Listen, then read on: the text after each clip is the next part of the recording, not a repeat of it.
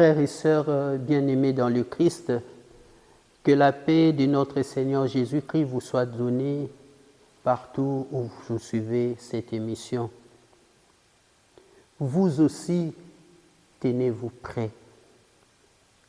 Tel est cet avertissement que le Seigneur adresse à l'endroit de ses disciples et à nous aujourd'hui qui sommes ses disciples dans le monde de ces temps. Frères et sœurs, nous célébrons aujourd'hui le 19e dimanche du temps ordinaire de l'année liturgique C.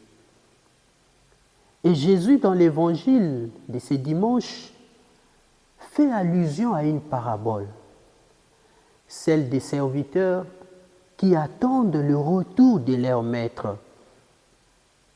Nous savons seulement que le maître était parti aux noces et il n'a pas précisé le moment, l'heure où il serait de retour. Quoi qu'il en soit, les serviteurs savaient pertinemment bien que le maître allait revenir et cela impliquait de leur part une attitude, une façon de se comporter pour que lorsqu'il sera de retour, il puisse les accueillir et lui ouvrir la porte au moment opportun. Bien-aimés de Dieu, une telle attitude qui est exigée aux serviteurs vaut son pesant d'or pour nous aussi chrétiens d'aujourd'hui.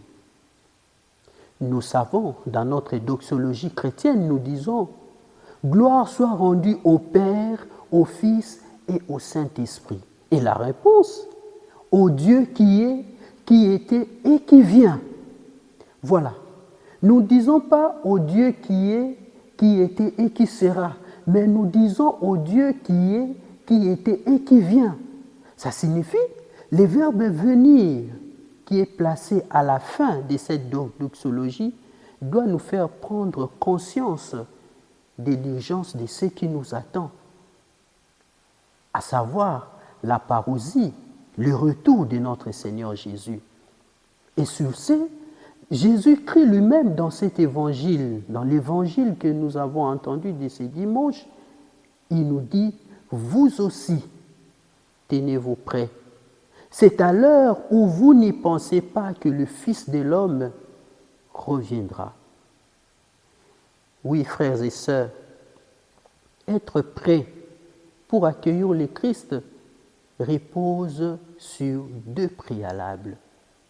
D'un côté, il y a le fait de rester en tenue de service et de l'autre, garder sa lampe allumée. Être dans une tenue de service, qu'est-ce que cela veut dire? Tout simplement, c'est vouloir privilégier sa relation avec le Seigneur qui appelle, puisqu'il attend de nous que nous puissions accomplir sa volonté. Il attend de nous que nous puissions nous conformer à ce qu'il exige de nous. Et c'est ce qui est meilleur. Et le Seigneur veut que nous demeurions en lui pour que nous puissions porter des fruits.